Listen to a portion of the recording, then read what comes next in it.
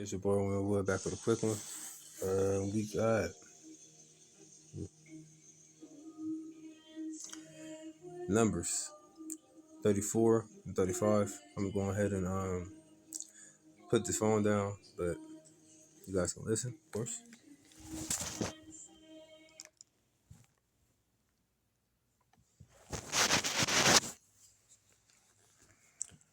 Here we go.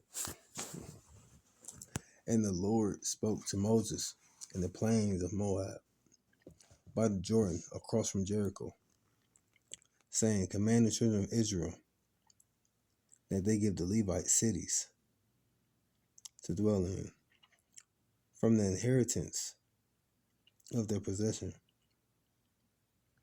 And you shall also give the Levites common land around the cities. They shall have the cities to dwell in, and their common land shall be for their cattle, for their herds, and for all their animals. The common land of the cities which you will give the Levites shall extend from the wall of the city outward 1,000 cubits all around. And you shall measure outside the city on the east side 2,000 cubits, on the south side 2,000 cubits, on the west side 2,000 cubits, on the north side, and 2,000 cubits. On the north side, 2,000 cubits. The city shall be in the middle. This shall belong to them as common land for the cities. Almost like a seal, kind of like. But yeah.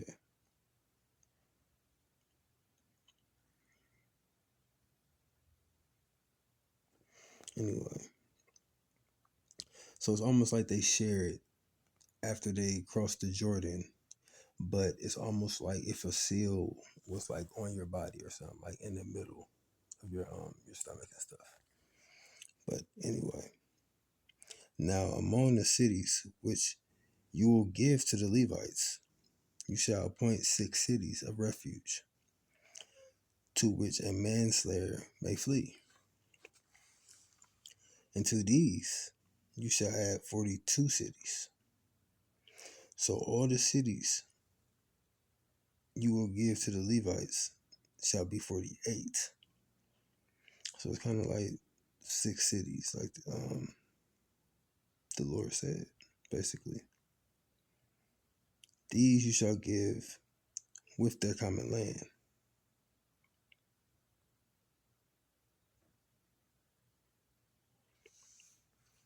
So basically,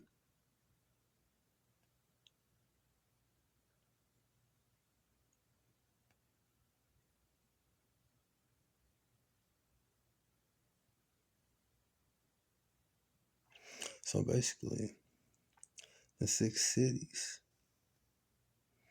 to which a manslayer should flee, and to these you shall add 42 cities. So the cities you will give to the Levites shall be 48. You shall give with their common land. So basically, those 6 cities is refuge. If somebody was to be a manslayer, like if somebody was to kill somebody or something, I guess they can go to that city or something like that. But it's almost like if you're a Levite,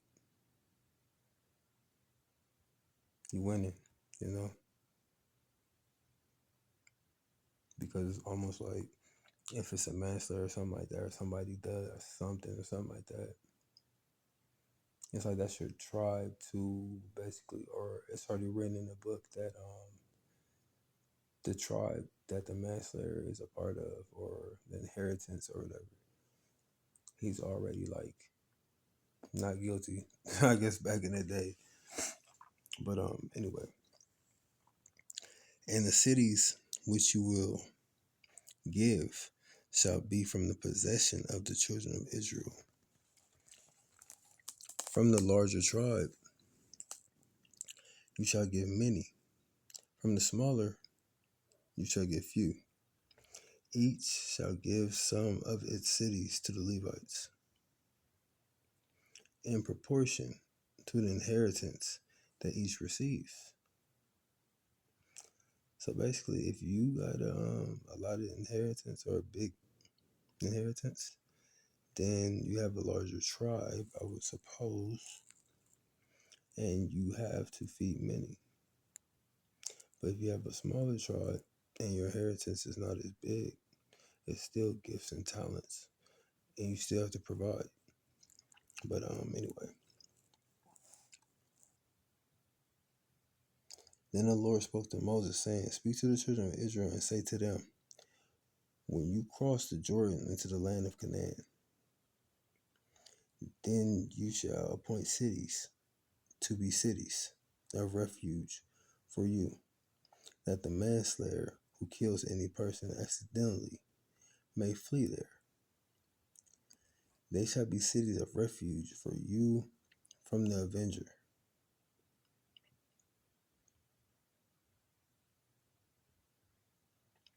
That the manslayer may not die until he stands before the congregation in judgment." So basically, when it says they shall be cities of refuge for you from the avenger, it's almost like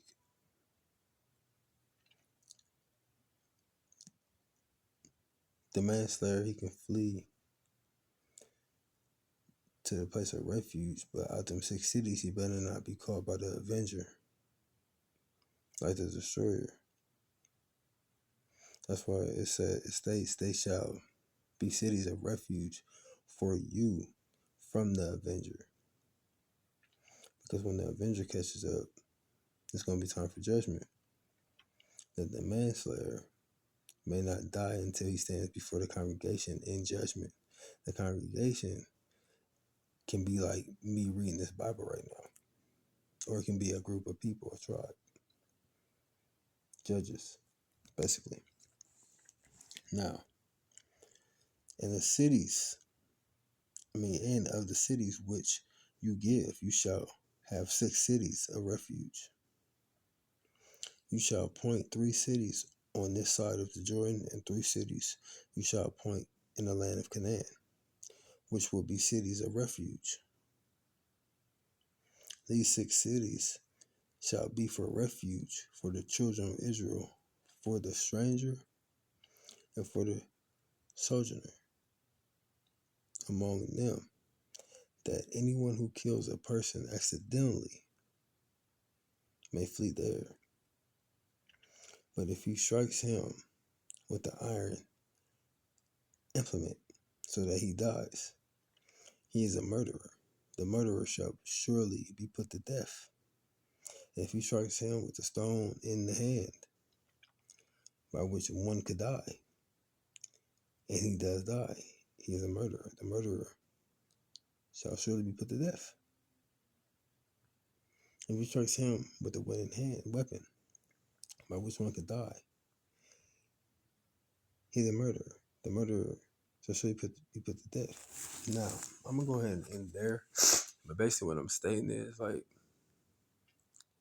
if you strike somebody unknowingly, I think I wonder if it's in Deuteronomy, or I'm not going to add to the book of life, but I'm just saying, if a person is like in their mind and they knowingly strike somebody and murders them, it's like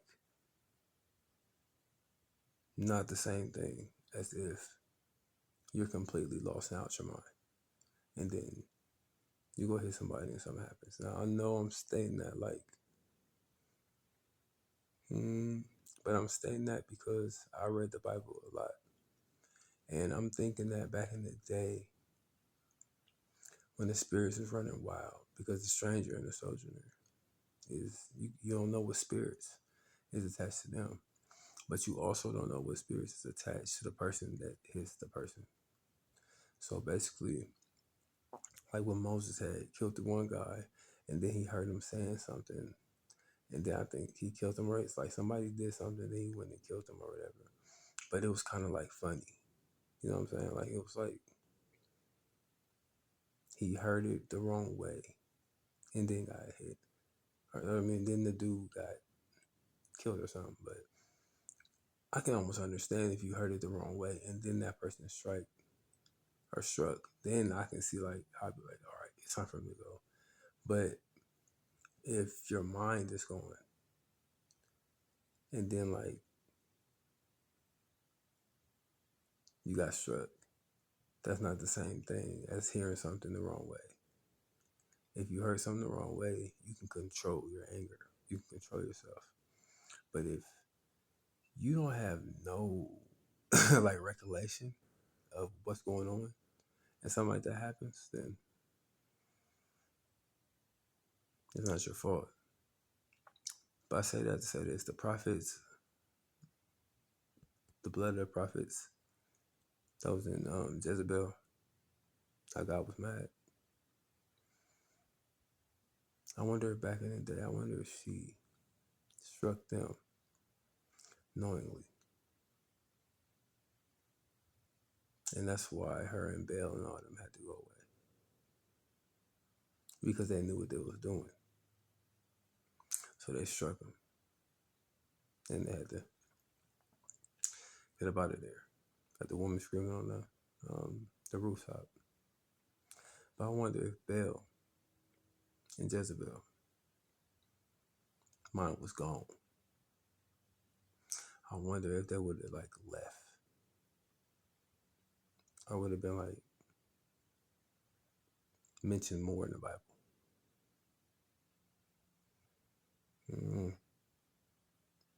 Just a thought.